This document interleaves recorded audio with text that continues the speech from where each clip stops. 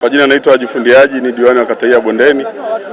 Actually tumepata na simanzi baada ya ajali hii, lakini kikubwa na taarifa fupi, tunashukuru kwa sababu kwa namna ajali ilivyokuwa na madhara tuliyopata ni machache pasi na makubwa ambayo yangetokea.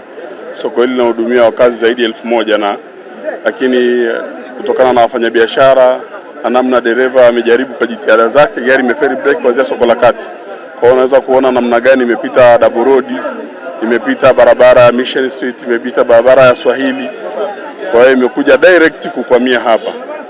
Kwa hiyo hatuna zaidi ya kushukuru Mungu, kwa sababu tunashukuru Mungu kwa sababu ametufanya madhara sio makubwa sana kuliko ambavyo ingetokea.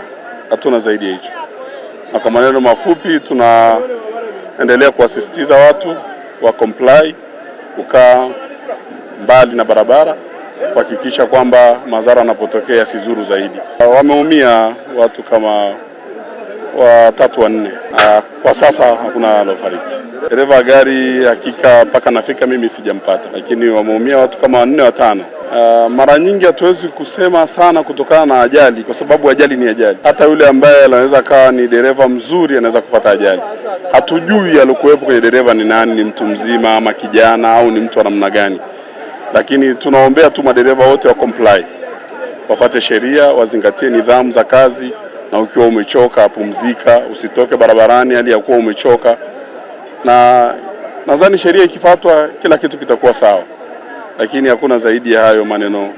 Lakini nawapa pole wafanyabiashara wote wa Manyema na masoko mengineyo ya jirani, ambayo Manyema inalisha masoko yote.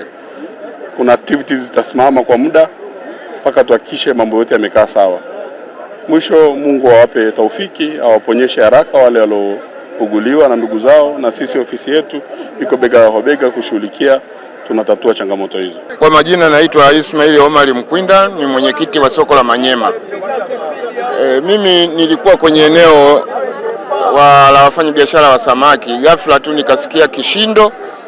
Nilipokuja hapa nikakuta tayari gari imeingia hapo kwenye hilo daraja na kubomoa daraja na hatimaye kuleta madhara kwa watu ambao walikuwa maeneo hayo. Kwa hiyo nikaja tukawa tunaanza tunashirikiana na wenzangu kwa ajili ya kuokoa wale ambao wamepata madhara.